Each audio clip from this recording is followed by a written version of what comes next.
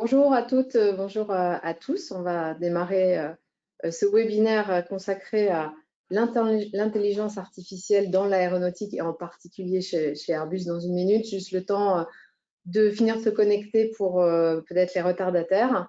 Vous savez que ce matin, il va donc être question de ce que fait réellement l'intelligence artificielle pour l'aéronautique et pour le spatial, des utilisations actuelles de l'IA actuellement et les défis technologiques à venir.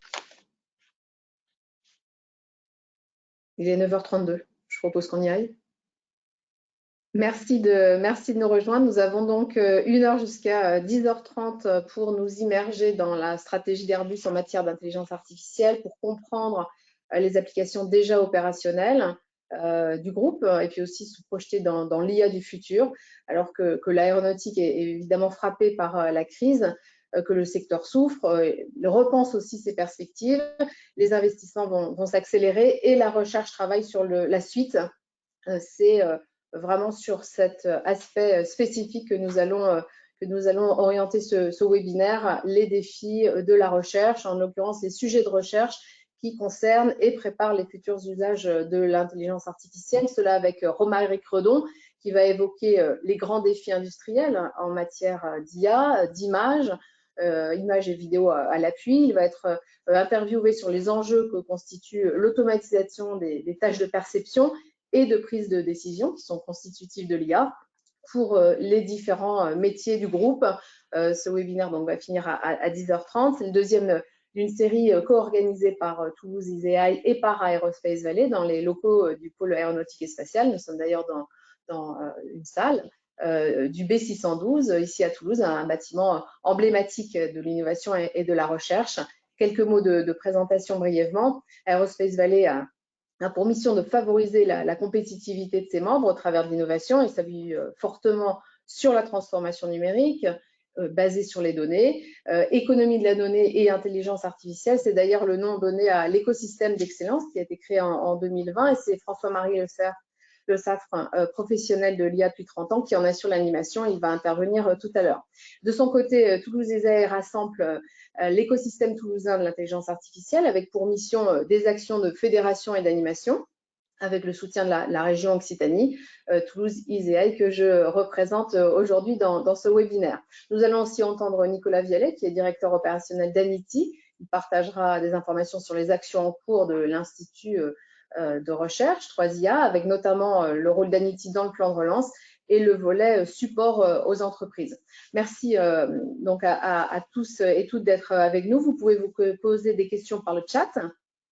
On va y répondre. À l'issue du webinaire, vous recevrez un mail avec les réponses aux questions que vous aurez posées. Donc, l'interview d'aujourd'hui est consacrée à l'IA chez Airbus et je vous présente Romaric Redon, qui est Head Advisor on Artificial Intelligence Technologies pour Airbus. Bonjour. Bonjour et merci pour cet entretien. Merci d'être avec nous. Vous êtes responsable de la feuille de route IA du constructeur aéronautique et spatial. Précédemment, vous avez été directeur du Data Lab d'Airbus Defence and Space, chef de l'équipe de recherche en IA d'Airbus et ingénieur logiciel dans une start-up spécialisée dans l'intelligence artificielle. Aujourd'hui, vous êtes chargé d'accélérer l'intelligence artificielle au sein d'Airbus. Vous avez été nommé Fast Track Leader par la CTO Gradia Vittadini. Vous êtes quelques-uns chez Airbus à avoir ce rôle spécifique auprès d'elle. Peut-être que vous nous en direz un mot. Alors, commençons par l'IA opérationnelle réellement chez Airbus. L'utilisation de l'intelligence artificielle a dépassé le stade des applications pilotes puisque elles sont réellement utilisées en déploiement opérationnel et à grande échelle. Peut-être la première question qui va nous permettre d'embarquer sur ce sujet, c'est pourquoi finalement utiliser l'IA dans l'aéronautique et le spatial et pourquoi finalement c'est important pour un groupe comme le vôtre. Est-ce qu'on peut dire aussi que pour le moment, l'IA est plutôt un outil d'aide à la décision au sol et pas réellement en vol? Oui, je vous remercie pour cette première question. Donc déjà, ce qui peut être intéressant, c'est de décrire en fait l'IA par les applications que l'on a aujourd'hui, parce qu'on pourrait débattre longuement sur la définition de l'intelligence artificielle qui a évolué au cours du temps et qui évoluera sans doute encore. Mais aujourd'hui, l'intelligence artificielle va nous permettre d'assister des tâches complexes, et ces tâches peuvent être des tâches de perception de l'environnement. Et là, lorsqu'on parle de perception, on va pouvoir distinguer différents cas en fonction du type de données dont on parle. Donc, si on est sur des images, des vidéos, on parle de traitement des images, computer vision en anglais, et on va avoir pas mal d'applications où on est sur des logiques, par exemple, de suivi, de détection, de suivi d'objets dans des images satellites, de détection de défauts dans des processus d'inspection visuelle. Donc ça, c'est pour les images. On a aussi d'autres types de données qui sont des données de capteurs, on va dire. Et là, on va être sur de l'analyse de séries temporelles. Et on va faire de la détection d'anomalies, notamment sur les fonctionnements de systèmes à bord de nos avions, hélicoptères, satellites, aussi sur nos systèmes de production. Une troisième catégorie de données, c'est tout ce qui est texte et potentiellement voix, parole. Le Natural Language Processing et Natural Language Understanding, traitement du langage naturel en français. Donc là, on a des applications vraiment sur la transcription de ce qui est dit, potentiellement, par exemple, lors d'échanges entre les pilotes et les contrôleurs aériens, aussi pour extraire de l'information de texte.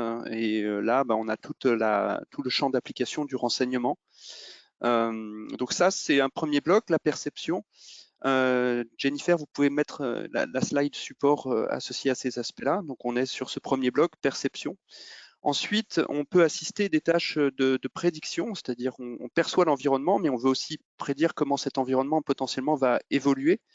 Et pour ça, on va pouvoir utiliser, depuis longtemps, on a des approches où parfois on peut modéliser la physique d'évolution du phénomène. Et avec l'intelligence artificielle, on amène aussi d'autres approches basées données. Donc, on va essayer de faire vivre ensemble à la fois des modèles physiques et des modèles que l'on a appris sur des données. Et donc là, il y a toute une phase intéressante qui peut nous permettre potentiellement d'optimiser, par exemple, mieux de l'aérodynamique ou encore ce que l'on peut faire avec l'intelligence artificielle, c'est construire des modèles, en anglais on appelle ça surrogate modeling, des modèles de substitution en français, qui vont permettre de capturer le phénomène que l'on cherche à observer dans un modèle qui est souvent plus rapide à exécuter que le modèle physique, ou parfois on ne connaît pas le modèle physique. Et donc ça peut permettre de déployer ces modèles aussi pour des applications à bord. Le dernier point, c'est vraiment l'aide à la décision. Dans l'aide à la décision, on peut distinguer ce qui est du domaine de la planification, de l'ordonnancement des tâches. Et là, on a beaucoup d'applications sur tout ce qui est potentiellement lié à la planification des tâches dans le manufacturing, dans les processus de production. Et aussi par rapport à la planification des vols. Et il y a un autre aspect qui est l'aide à la décision dans les systèmes boucles fermées. Donc là, on est sur l'automatique. Comment on peut utiliser l'intelligence artificielle pour apprendre ou améliorer des lois de contrôle pour des applications robotiques ou pour des applications de guidage.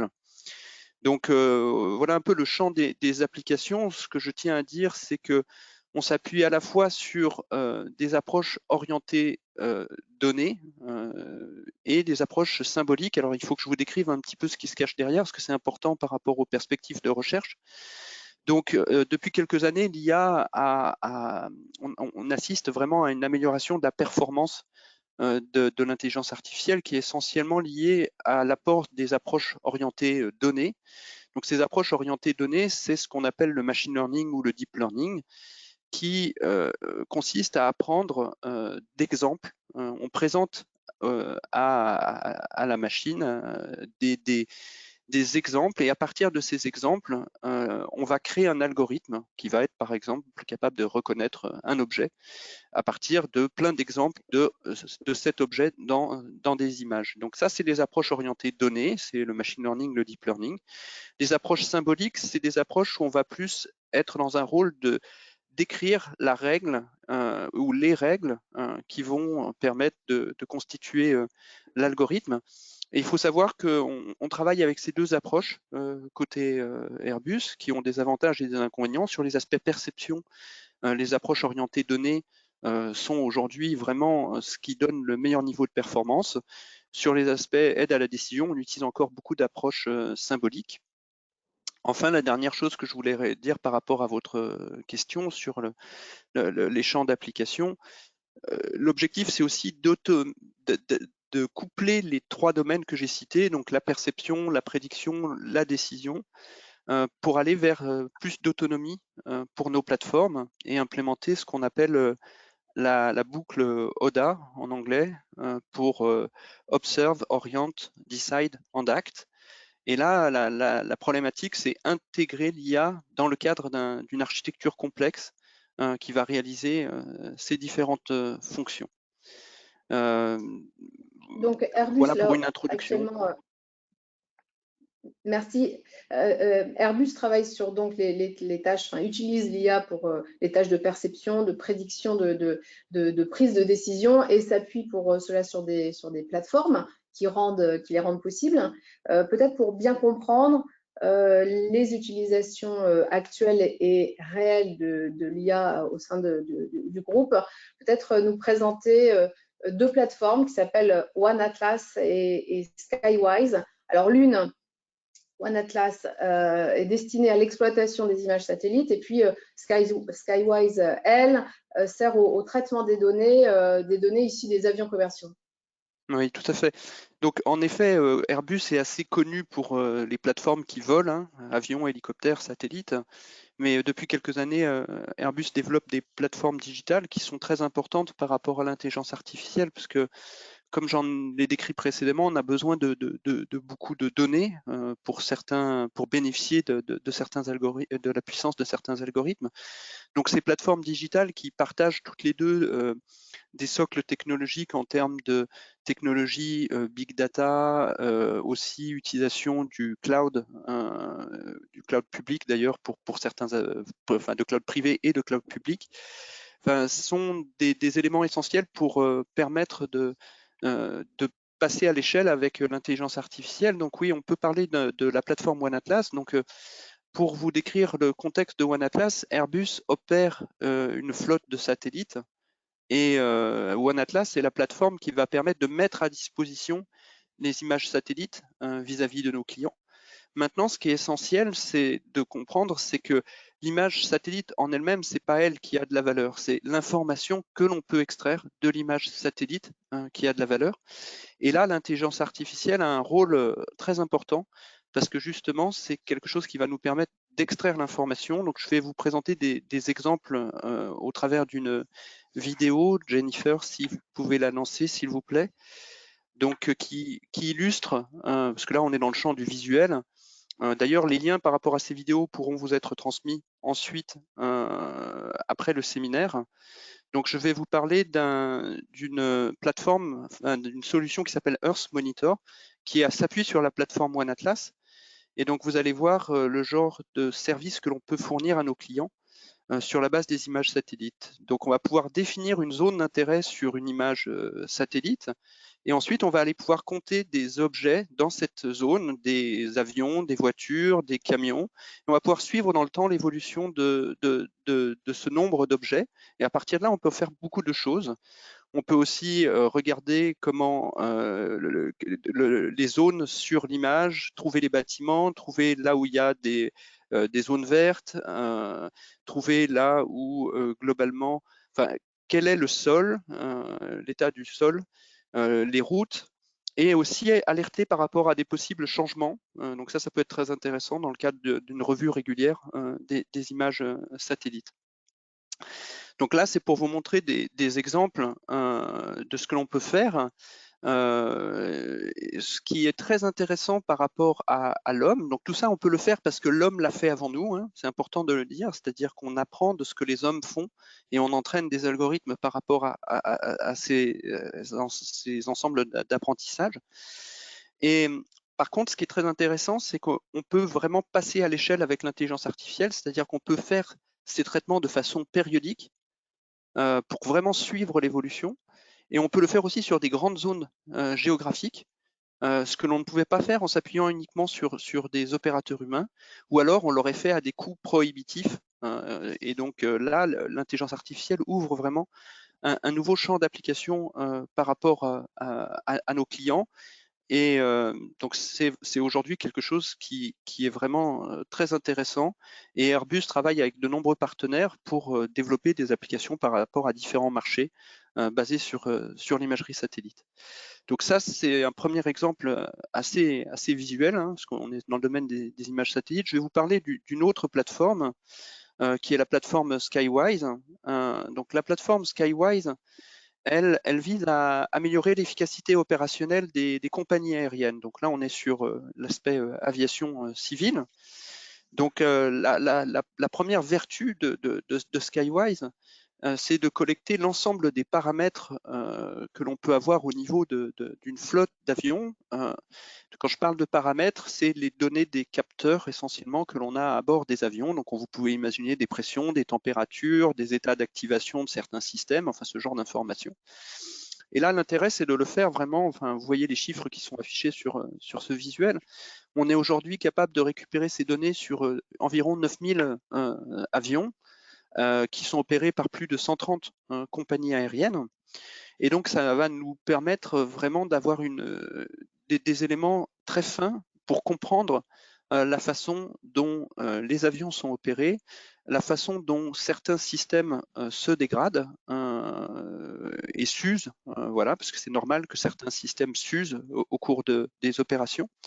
Et donc l'un des principaux services associés à Skywise est ce qui est autour de la maintenance prédictive, c'est-à-dire la capacité de pouvoir suivre la dégradation de certains systèmes et de venir placer des actions de maintenance préventives et non pas correctives. Donc, c'est-à-dire qu'on va anticiper la panne qui pourrait avoir un impact opérationnel pour l'airline, retarder ses vols et générer du coup une perte de revenus. Donc, on va pouvoir le prévenir à l'avance et placer des actions de maintenance qui vont permettre de ne pas perturber les opérations. Donc ça, c'est quelque chose qui est très important pour les airlines qui souffrent beaucoup en ce moment à cause du Covid, mais sinon, elles sont vraiment en flux tendu par rapport à l'opération de leur flotte d'avions. Il y a d'autres aspects aussi, hein, je ne serai pas exhaustif, mais on peut optimiser vraiment les plans de vol des avions. On peut aussi optimiser la quantité de carburant, par exemple, que l'on va vouloir prendre, puisqu'on bénéficie en fait de la connaissance générée sur l'ensemble de la flotte. Et donc ça, c'est quelque chose qui est aujourd'hui déployé et qui permet de générer des gains vraiment importants pour les compagnies aériennes avec lesquelles nous travaillons. Qui a accès aujourd'hui à ces plateformes? Qui a accès à ces C'est plateformes? directement les compagnies aériennes donc, qui ont des accords qui deviennent clients de la plateforme et qui, quelque part, partagent leurs données. Alors, on a mis en place des systèmes de gouvernance des données qui sont vraiment le cœur de la plateforme, puisque, en effet, les compagnies aériennes souhaitent avoir, en effet, une aide par rapport à l'exploitation de leur flotte, mais elles ne souhaitent pas non plus fournir les données de leur exploitation aux autres compagnies aériennes. Donc il y a des mécanismes assez intéressants, vraiment en termes de gouvernance des données, qui permettent de réaliser quelque part ce gain pour le secteur, enfin pour l'ensemble des compagnies aériennes. Et donc voilà ce que je peux vous dire sur cette plateforme. Vous évoquiez tout à l'heure des partenariats, en tout cas au moment où vous parliez de One Atlas. Vous pouvez nous en dire un mot? Alors vis-à-vis de One Atlas, on a des partenariats qui sont très ouverts parce que en fait le champ d'application des images satellites, de ce que l'on peut faire avec l'information extraite dans les images satellites est immense. Et Airbus ne prétend pas le couvrir directement, c'est-à-dire enfin tout le temps, c'est-à-dire que on développe parfois des solutions. Donc là, la solution Earth Monitor est par exemple développée en partenariat avec Orbital Insight. Et Orbital Insight va lui-même développer des solutions sur tout ce qui est estimation, par exemple, des stocks de pétrole avec de l'analyse d'images satellitaires. Airbus va développer en propre des applications pour tout ce qui est le suivi de l'agriculture, ça s'appelle Verdé, pour le suivi des plantations d'huile de palme et les aspects de déforestation associés, ça s'appelle Starling. Mais Airbus travaille aussi en partenariat avec tout un écosystème de startups qui vont s'emparer de ces images satellites par rapport à des verticaux, donc des secteurs d'activité dans lesquels Airbus n'est pas présent, mais pour autant, la valorisation des images satellites est intéressante. Donc, on a une approche très ouverte autour de One Atlas pour aider les gens à extraire cette valeur des images, y compris dans des cadres où Airbus n'est pas impliqué directement, où c'est juste les données qui sont utilisées. Oui, on a bien compris. L'essentiel, c'est pas seulement d'avoir les informations, c'est à savoir extraire une valeur ajoutée et utiliser pour ça les données. Juste peut-être nous citer les startups auxquelles vous pensez. Alors en fait, régulièrement, Airbus Defence and Space a organisé un challenge qui s'appelle le Geo Challenge, où un certain nombre de startups se sont illustrées. Je vais prendre, alors j'ai pas une capacité de lister toutes les startups, mais je peux vous en citer quelques-unes enfin voilà, qui me viennent à l'esprit. Donc on a eu par exemple CareMap, qui est une startup qui cherche euh, à donner une information à vous, enfin au grand public, de l'état de végétalisation des villes, par exemple. Donc ils ont un site Ma Ville Verte, je crois, si je me souviens bien. Et donc ils vont fournir cette information sur globalement l'état de végétalisation dans le but d'aider les gens à choisir enfin, un environnement qui leur convient pour habiter. Après, il y a eu des exemples dans des domaines très différents. Là, le nom de la startup, malheureusement, ne pourrais-je pas vous le dire, mais elle avait gagné le Geo Challenge il y a quelques années, qui était sur des aspects juridiques sur Londres, essentiellement, pour essayer d'instrumenter, enfin, d'aider à résoudre les litiges sur les parcelles. Donc, on peut faire une analyse historique de qu'est-ce qui a été construit quand en utilisant les images satellites et à partir de là, aider à résoudre potentiellement ou à anticiper des litiges sur des aspects juridiques. Donc ça, c'est un aspect qui est très loin des sujets d'Airbus. Et malheureusement, là, je vous mettrai en réponse le nom de cette startup. Mais voilà, le champ est très très large. Après, on a même une plateforme qui s'appelle UP42, qui a pour but que des startups puissent utiliser les données produites par One Atlas sans même être en relation avec Airbus, parce que parfois les startups peuvent être quelque part à juste titre ou enfin, n'ont pas forcément envie d'être en direct avec Airbus et elles veulent pouvoir s'essayer sans directement dialoguer en direct avec Airbus, mais utiliser les données et accéder à un certain nombre de capacités pour extraire de l'information. Donc, on a cette capacité qui s'appelle UP42. Et je pourrais vous donner plus d'éléments ensuite, après l'entretien sur l'écosystème. Peut-être attardons-nous sur un certain nombre de premières mondiales qu'a réalisé Airbus et qui mettait justement en œuvre aussi l'intelligence artificielle. Bon, alors on a la chance que vous soyez venu avec des images, ce qui évidemment rend les choses tout de suite beaucoup plus parlantes.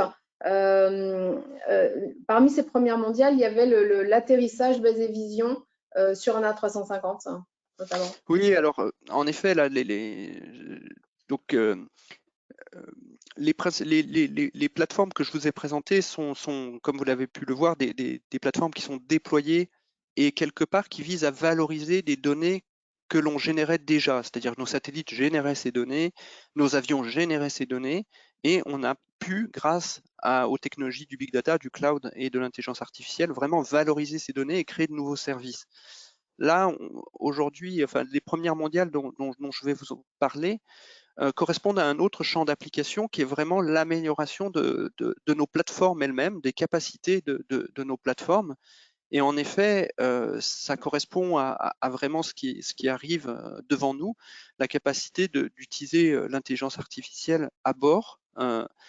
Et donc, en effet, l'un des exemples, c'est la capacité de réaliser le décollage, l'atterrissage et le roulage sur l'aéroport de façon autonome en utilisant uniquement des caméras.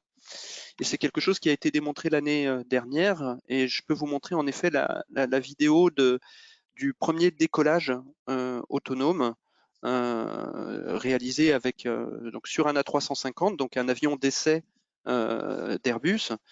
Donc là, vous avez la vue des 2 pilotes d'essai dans le cockpit, et vous allez pouvoir voir dans le déroulé de la vidéo l'algorithme, enfin ce que fait l'algorithme. Donc l'algorithme va aligner l'avion sur la piste. Donc là, il va détecter où est l'axe de la piste et contrôler l'avion pour le ramener avec un bon alignement. Et ensuite, c'est lui qui va déclencher. Là, on voit le pilote. Vous allez voir, il y a quelque chose. On voit que le pilote ne va pas en fait avoir d'action sur le mini-manche. Voilà, on le voit. Il lui dit, il n'y a pas besoin. Et quelque part, l'avion décolle. Donc ça, c'est la partie atterrissage, la partie décollage, excusez-moi. Et il faut savoir qu'on a aussi fait une démonstration complète avec le roulage et l'atterrissage. C'est aussi quelque chose que l'on développe pour les hélicoptères, hein, ces capacités, on appelle ça de Vision-Based Navigation. On développe aussi ces solutions-là pour les hélicoptères pour assister la détection de l'héliport et de la même façon permettre l'atterrissage autonome des hélicoptères. Donc ça, c'est quelque chose qui s'inscrit dans la valeur ajoutée de ces applications, c'est de minimiser la charge des pilotes tout en améliorant la sécurité. Et quelque part, ça participe de l'objectif de progressivement évoluer vers des cockpits où l'on pourrait avoir un seul pilote, parce qu'on aurait réussi à quelque part diminuer la charge de travail nécessaire. Et donc c'est quelque chose qui est assez important dans les axes stratégiques pour Airbus. Après, il y a d'autres exemples. Là, on était sur des aspects plus civils. Des autres exemples de première mondiale, je peux vous parler sur les aspects défense, du ravitaillement en vol automatique. Donc ça, c'est une autre vidéo, Jennifer, si vous pouvez la passer. Donc là, le contexte, c'est on fabrique des avions ravitailleurs qui sont, en l'occurrence sur cette vidéo, c'est un A310, mais on a aussi des A330 qui ont pour objectif, ils sont transformés donc en ravitailleurs, ils transportent le carburant pour permettre de ravitailler des avions de chasse. Donc ici, la vidéo est faite avec un F-16.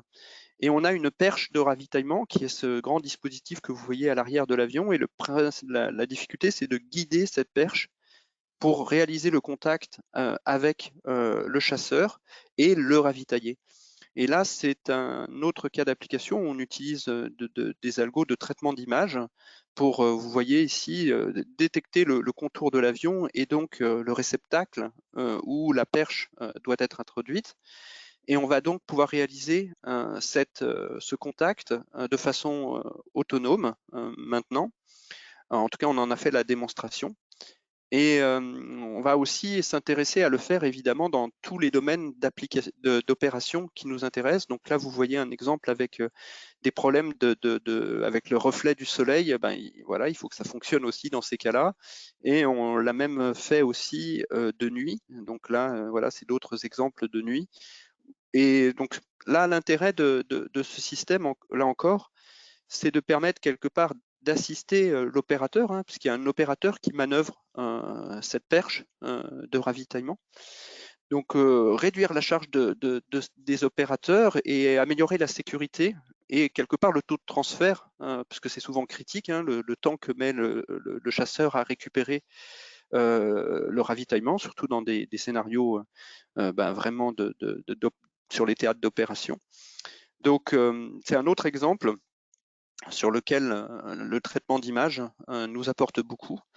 Je vais revenir encore sur un... Oui. Ouais, peut-être un petit peu plus brièvement pour qu'on ait vraiment le temps aussi d'aborder les questions des défis et les projets de recherche. Effectivement, les opérations de maintenance, c'est ça, c'est un autre des Un autre des exemples peut-être abordés? Les opérations de maintenance ne sont pas en soi non, des premières mondiales. Non, l'idée que j'avais là était plus de se projeter alors, vers un futur peut-être encore plus lointain, mais sur tout ce que l'on fait au niveau de l'assistant virtuel à bord de la Station spatiale internationale. Donc ça sera ma dernière vidéo et en effet après on basculera sur les défis. Mais on a participé à concevoir le premier assistant virtuel qui vole dans la Station spatiale internationale. Donc là, on est plus sur une réalisation qui est dans le domaine du traitement du langage. Et donc c'est le premier compagnon, il s'appelle Simon, pour Crew Interactive Companion. Donc là, vous voyez un exemple alors la plateforme qui en effet, du coup, qui vole dans la station spatiale, elle a été testée dans les vols 0G. Et ensuite, elle a été envoyée et utilisée par le spationaute, astronaute Alexander Gerst pour l'aider dans des tâches et dans des expérimentations au niveau de l'ISS. Donc ça, c'est une autre application qui est intéressante et qui nous prépare à qui est envisagée non seulement pour aider les astronautes à réaliser des tâches complexes, mais aussi potentiellement à long terme pour leur servir de compagnons vraiment par rapport à des missions lointaines. Donc, alors, ces premières mondiales que je vous décris, elles permettent quelque part de démontrer la faisabilité de ce que l'on peut faire avec l'intelligence artificielle. Maintenant, ça pose un certain nombre de challenges, donc je suis d'accord, on peut passer sur ces aspects challenge. Vous avez évoqué, enfin, avec image à l'appui, la possibilité finalement qu'il n'y ait qu'un seul pilote, par exemple, dans un A350. Encore faut-il régler une question majeure, c'est celle de l'acceptabilité et celle aussi de l'explicabilité de l'IA. C'est évidemment un des grands défis de l'intelligence artificielle aujourd'hui. Et c'est vrai qu'il y a d'une part les applications non critiques et puis les applications critiques. Et c'est peut-être ce point qu'effectivement on peut aborder dans la deuxième partie de cette interview, Romaric Prono. Oui, oui, alors très, très, très bien, en effet, c'est pour ça qu'on parle de démonstration. Les différentes vidéos que je vous ai présentées ne sont pas des systèmes opérationnels, parce qu'il va falloir en effet s'intéresser à la certification potentiellement de ces applications. Et là, aujourd'hui, c'est une thématique très active qu'on appelle quelque part l'IA de confiance, et je vais pouvoir vous décrire un peu le champ d'application.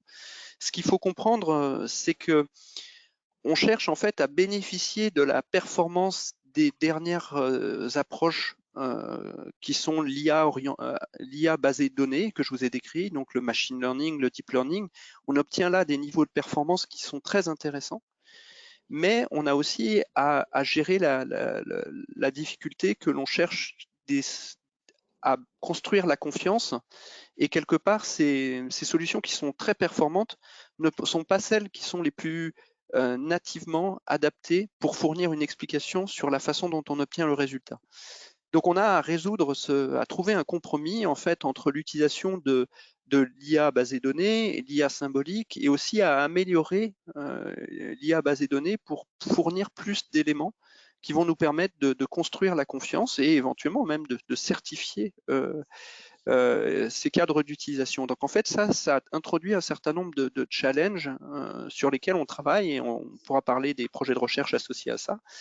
Mais on va avoir des problématiques en termes de spécification, puisque on spécifie. Si on est dans une approche basée données, en fait, ce qu'on spécifie, c'est les données. On ne peut pas spécifier l'algorithme en lui-même. L'algorithme est appris à partir d'un jeu de données. Donc, ce qu'on doit faire, c'est spécifier les données. Et ça, c'est nouveau. Il faut l'encadrer, il faut vraiment définir ce que ça veut dire, comment on construit les jeux de données. Donc, il faut avoir vraiment un intérêt, regarder de très près la qualité et la représentativité des données, comprendre les biais que l'on peut avoir dans ces données, la couverture du domaine d'opération, s'assurer qu'on couvre bien ce domaine-là. Il y a la problématique de l'explicabilité, en effet, qui est de pouvoir fournir des éléments qui permettent de comprendre comment le système est arrivé au résultat qui est proposé. Et ça, c'est un champ qui est ouvert. Aujourd'hui, on ne peut pas forcément expliquer toujours les résultats de l'algorithme, mais on peut fournir quand même des éléments qui localement nous permettent de comprendre comment cela a été fait. Donc ça, c'est quelque chose que l'on explore. Il y a la robustesse qui pour nous est essentielle. Donc on veut que nos algorithmes soient robustes vis-à-vis des incertitudes, vis-à-vis de certains défauts de capteurs. Si on prend des données images, il peut y avoir un certain nombre de défauts sur la caméra. Et aussi, on a à se prémunir de ce qu'on appelle les attaques adversariales, donc c'est-à-dire vraiment des gens qui chercheraient à tromper le système. Et quelque part, là, c'est assez intéressant et on doit vraiment le regarder, parce qu'on peut tromper le système de façon que l'œil humain ne voit pas la différence, mais que le résultat soit complètement différent pour l'algorithme. C'est les attaques adversariales. Et donc, il faut trouver des solutions pour robustifier le système. Le dernier point, c'est vraiment travailler sur la résilience, c'est-à-dire la façon dont on va intégrer l'IA dans des systèmes critiques. Et en fait, on a des solutions d'architecture que l'on connaît au niveau de l'aéronautique. C'est-à-dire si on est capable de savoir quand le système ne fonctionne pas, pour basculer sur des systèmes alternatifs ou travailler avec de la redondance, enfin, permettre quelque part d'assurer la sûreté de fonctionnement en concevant une bonne architecture.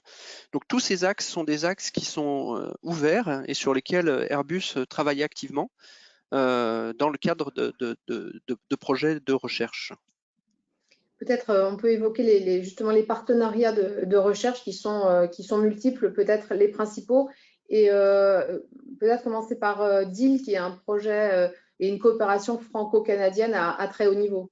Oui, tout à fait. Alors le projet DEAL a été le premier projet que l'on a lancé. Alors DEAL, ça veut dire Dependable Explainable Learning, vraiment pour cette problématique de pouvoir s'appuyer sur le deep learning et pouvoir expliquer justement le résultat. Et en effet, c'est un projet franco-canadien avec vraiment des équipes de tout premier plan au niveau mondial. Et ce projet a été intégré dans Anity, qui s'est construit autour de cette thématique-là, en incorporant aussi d'autres thématiques, mais dans Anity. Donc Anity, c'est le 3IA toulousain que Nicolas Vialet dirige, donc il interviendra après. Et pour nous, Airbus a vraiment participé à construire cet institut de recherche pluridisciplinaire sur Toulouse, avec l'IA de confiance étant vraiment un aspect important. On a aussi commencé récemment, on a rejoint le projet confiance.ai, qui est une initiative, un grand défi lancé par le gouvernement au niveau français et qui sera complémentaire de ce que l'on fait dans Anity, dans le sens où Anity vise vraiment à faire avancer l'état de l'art sur l'IA de confiance. Confiance.ai va vraiment être sur l'idée de fournir un environnement de conception qui nous permet d'intégrer l'intelligence artificielle dans des systèmes critiques. Donc ça, c'est les initiatives que l'on a en France et donc franco-canadiennes.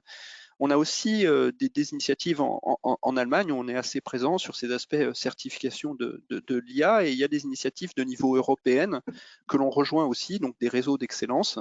Il y a eu aussi toute une initiative qui s'appelait le High Level Expert Group sur l'intelligence artificielle pour refaire des recommandations à la Commission européenne, auquel nous avons participé.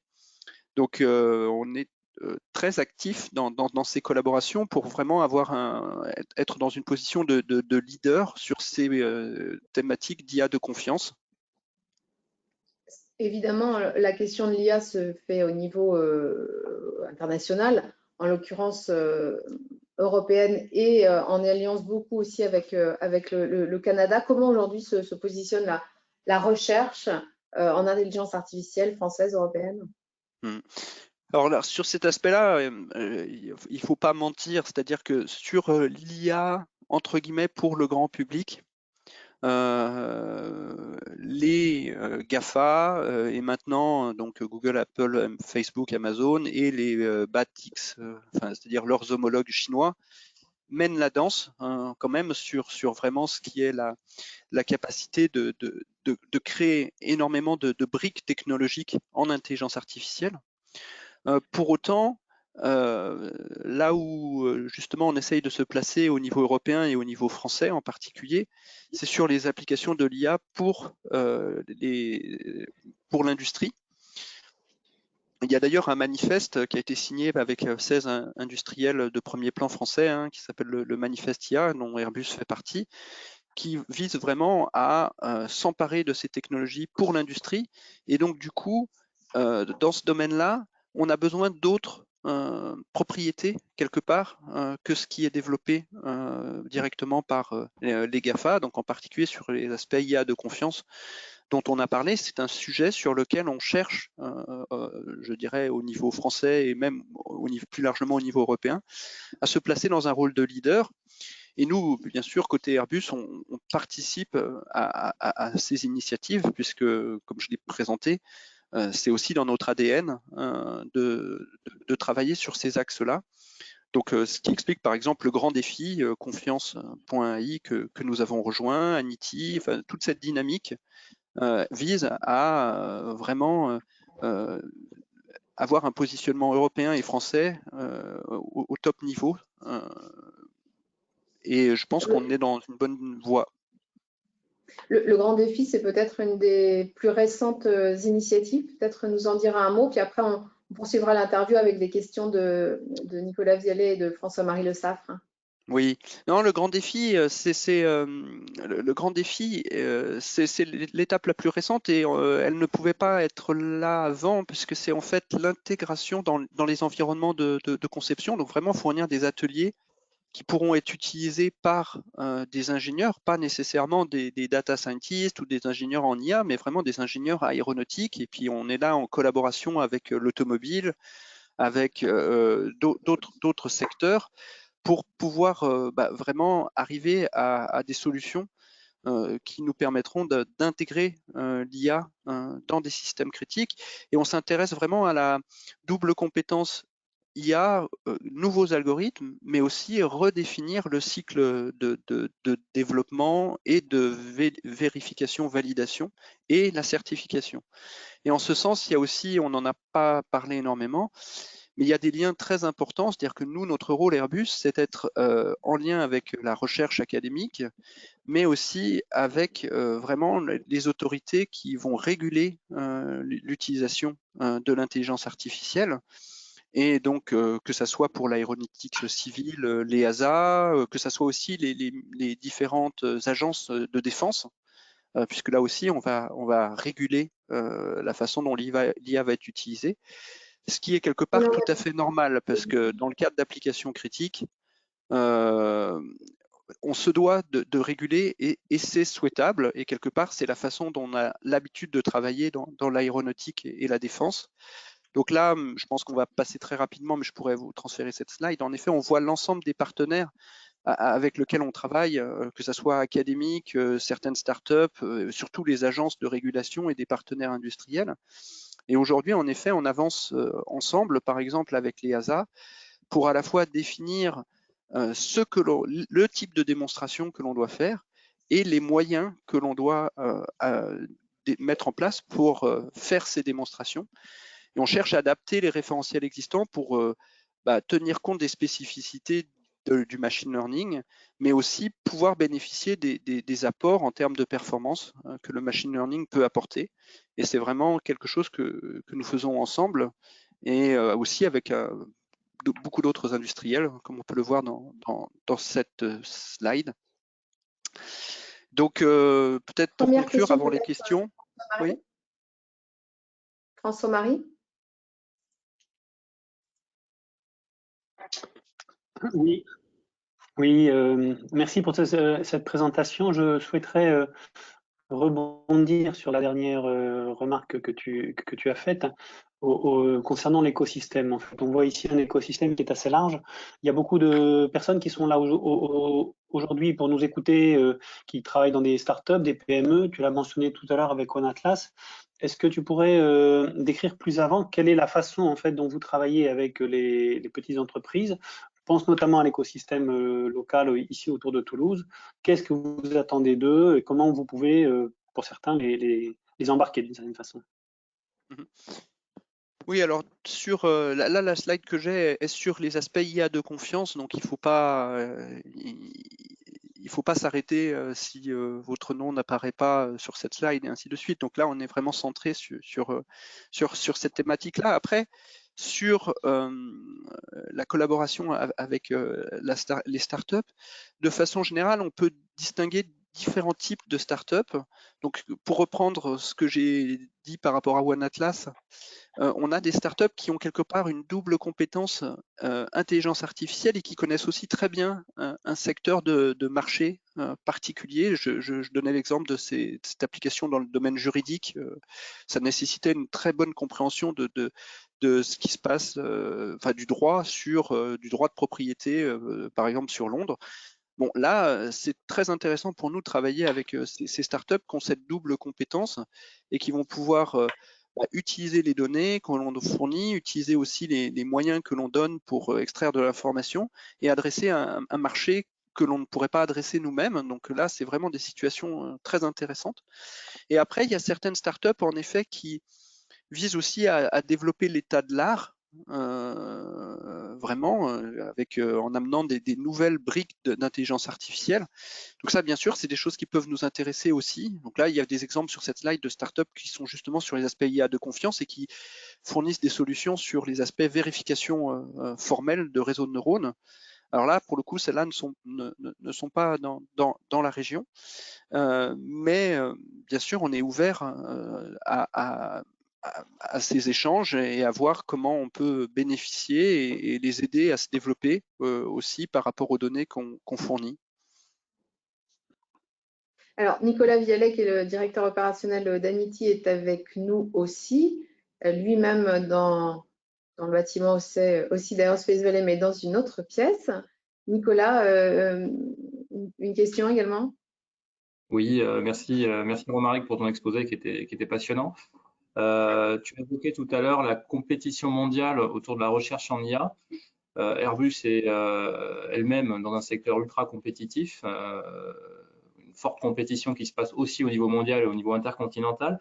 J'aimerais savoir si tu peux nous dire quelques mots sur la vision que peuvent avoir les grands compétiteurs d'Airbus sur l'utilisation de l'IA, les enjeux, éventuellement des exemples d'applications qu'ils développent eux.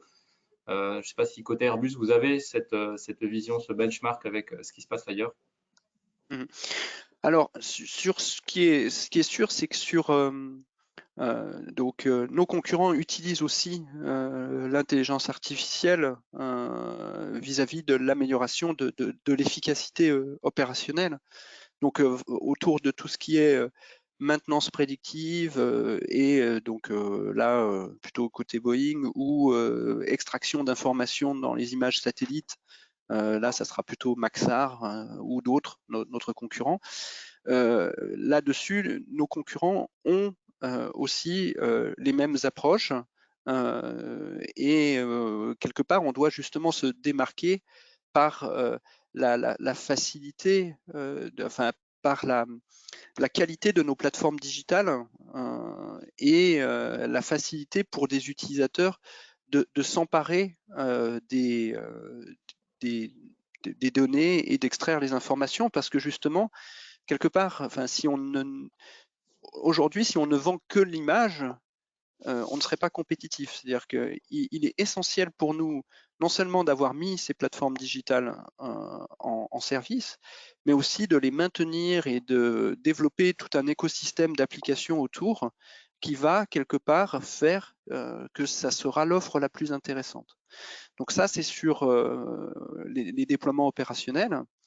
Sur les aspects recherche, là aussi, nos compétiteurs s'intéressent à l'utilisation de l'intelligence artificielle pour atteindre des plus hauts niveaux d'autonomie. Les progrès qui ont été faits sur tout ce qui est la navigation basée vision viennent aussi de choses qui se sont développées pour la voiture autonome. Donc là, il y a une capacité à réutiliser un certain nombre d'expériences venant de ce qui a été développé pour la voiture autonome, même si l'histoire n'est pas finie de ce côté. Et donc, j'aurais tendance à dire que nos compétiteurs sont en marche. Donc, ce qui est essentiel pour Airbus, c'est d'apprendre le plus vite possible. C'est un domaine qui évolue très rapidement. Donc, moi, j'aime dire que Airbus doit devenir une organisation apprenante vis-à-vis de l'intelligence artificielle et être très rapide dans sa capacité à apprendre et déployer ces solutions. Et j'ai tendance à dire que c'est pour ça qu'on travaille aussi beaucoup et qu'on a investi beaucoup dans les partenariats, y compris avec les académiques, pour vraiment pouvoir nous positionner dans une situation de leader sur ces aspects IA de confiance, parce que quelque part, les démonstrations, on peut en faire beaucoup, mais ce qui va être vraiment critique, c'est la capacité de déployer ces solutions et de les certifier. Et là, c'est des domaines sur lesquels on est assez avancé. Merci beaucoup, Romaric Redon. C'est la fin de cette interview. Un grand merci à vous et on pourra retrouver vos propos à la fois dans un article Toulouse AI et dans le replay sur la chaîne YouTube de Aerospace Valley. Merci beaucoup. Nicolas Vialet, directeur opérationnel d'Anity, peut-être quelques news sur l'IA à Toulouse et dans la perspective aussi du plan de relance et du support aux entreprises.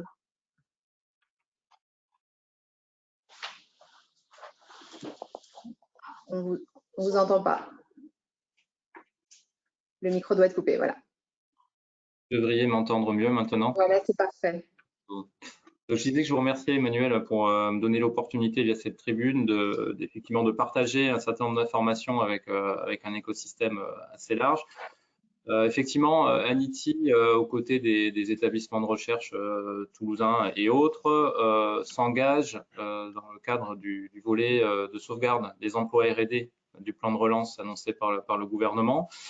On va ouvrir une dizaine d'opportunités d'accueil de salariés d'entreprises au sein de nos équipes de recherche, donc sur différents profils, des profils type chercheur, sur des durées de 24 à 36 mois, avec éventuellement l'opportunité pour ces salariés de réaliser une thèse au sein de nos chaires de recherche, mais également des profils plus type ingénieur données, programmeurs, qui pourront travailler avec nos équipes de recherche aussi pour les aider à tester, implémenter, tester sur une échelle un petit peu plus professionnelle, je dirais, ou un peu plus industriels, les algorithmes qui vont mettre au point.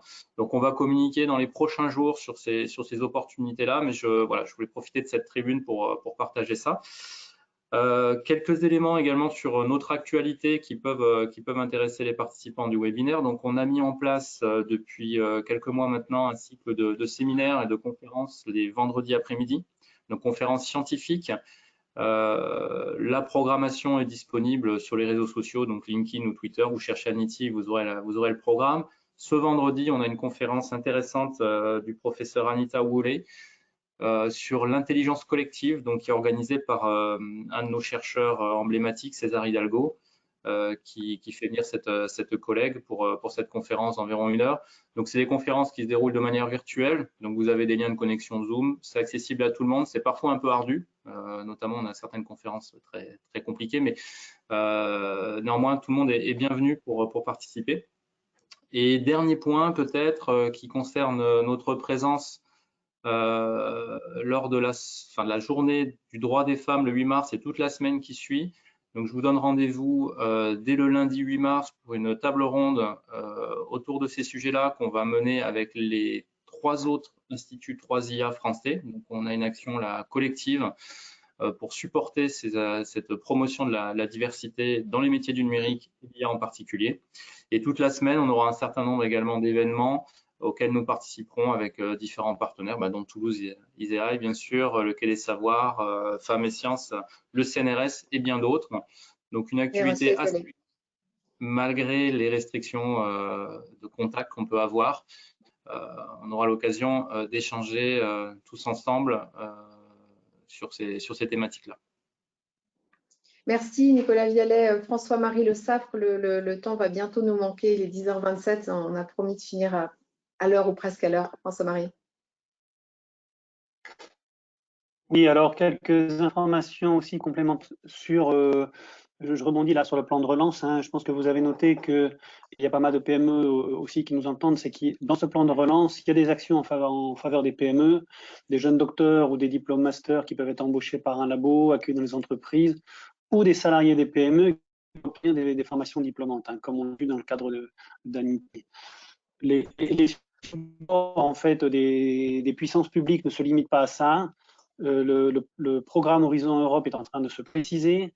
Les appels à projets vont arriver très bientôt et l'IA se taille une part du lion. En fait, à peu près la moitié des sujets comportent peu ou prou des sujets numériques. Alors ça touche l'industrie, le climat, la sécurité, l'espace, l'environnement, mais bien évidemment aussi le numérique et la santé. Ce sont plus de 100 milliards qui sont injectés pour la R&D sur ce sujet-là. Il y a aussi d'autres programmes de financement aussi auxquels vous pouvez être attentifs, hein, qui touchent de près ou de loin le green et le numérique. Hein, ce sont les deux mots-clés en fait des plans de relance régionaux, nationaux ou internationaux, et avec des cibles particulières aussi pour les PME et les ETI, hein, dans tous les domaines. Enfin, avant de vous quitter, un autre rendez-vous aussi que je vous propose de ne pas hésiter à mettre dans vos tablettes, hein, il s'agit de Future Intelligence, les 1er, 2 et 3 juin. C'est un peu l'événement IA de l'année à Toulouse qui rassemblera 13 tables rondes précédées par des keynotes sur des sujets d'actualité relatifs aux applications critiques de l'IA dans l'industrie, mais pas que. Enjeux, résultats, difficultés. Il rassemblera là encore les mondes de la recherche et de l'industrie pour 3 jours de conférences, expositions et rencontres B2B. Merci de votre attention. Merci beaucoup François-Marie. Emmanuel. Merci à toutes et tous. Au premier chef, bien évidemment, Romaric Redon qui nous a fait le plaisir de nous expliquer la stratégie et les actions de recherche d'Airbus en matière d'intelligence artificielle. Un grand merci à vous. Merci Nicolas Vialet, François-Marie Le Saffre, et puis aussi celles qui ont rendu possible ce moment. Et je veux bien sûr parler de Agnès Vardier et de Jennifer Deo ici à Aerospace Valley. Vous allez pouvoir retrouver ce webinaire sur la chaîne YouTube d'Aerospace Valley et également dans une newsletter que vous allez recevoir et qui comprendra à la fois le lien vers le replay et aussi l'article que je vais écrire pour Toulouse ISEAI.